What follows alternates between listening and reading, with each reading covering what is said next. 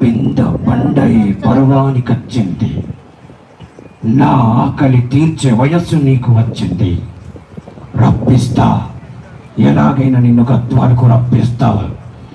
వసే అరుంధతి, నీకు పెళ్ళ. నన్ను చంపి సమాధిలో పుల్లపడిచి చంపిన నిన్ను వదలబొమ్మాలి.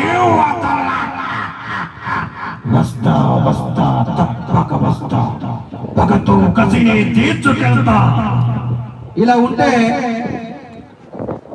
ఇలా ఉంటే మన ముఖ్యమంత్రి కేసీఆర్ గారు వచ్చి డైలాగ్ సార్ ఆశంగా చెప్పడం ఎలా చెప్తారు? గట్టిగా చప్పలు కొడితే సారా సార్ ఎలా చెప్తారు? సార్ చెప్పండి సార్, ఎలా చెప్తారు?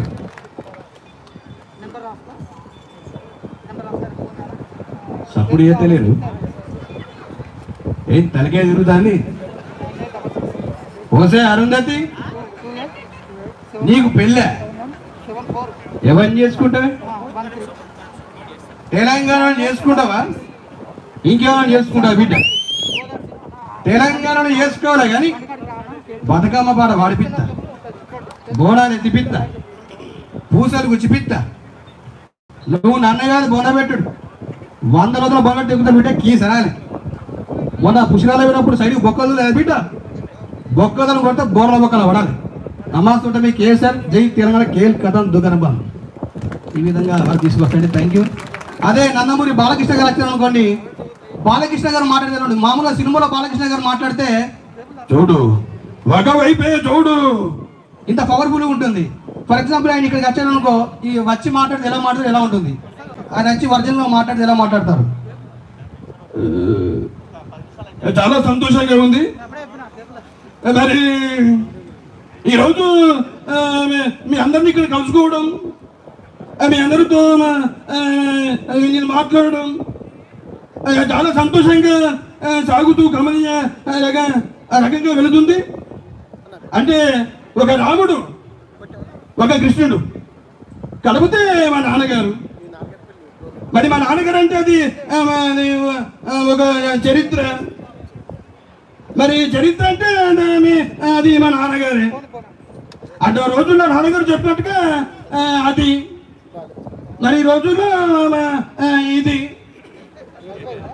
మరి అది ఇది ఏది అది. ఆ విధంగా ముందుకు పోతూ ఆ దేశ భాష తెలుగులో సభకు నమస్కారం. మీ బాగా ఉంటాను. Thank you very much. Thank you. ఈ విధంగా బాలకృష్ణ గారు వాయిస్ తీసుకోవచ్చు. అదేవిధంగా కొంతమంది సినిమా యాక్టర్లు అంటే రాజకీయ నాయకులు వచ్చి మాట్లాడితే ఎలా ఉంటుంది? వాళ్ళు చిన్నప్పుడు చదువుకున్న ఒక చిన్న పద్యాన్ని చెప్తే ఎలా చెప్తారు? చిట్టి చిలకమ్మ అమ్మ కొట్టిందో గుట్లకెళ్ళో పండుదించే గుట్టుక్రమేం కావా. దీన్ని నారా చంద్రబాబు నాయుడు గారు అనే స్టైల్లో చెప్తారు. ఎలా చెప్తారు? ఎలా ఉంటుంది? చంద్రబాబు నాయుడు గారికి ఈసారి ఎలా చెప్తారు?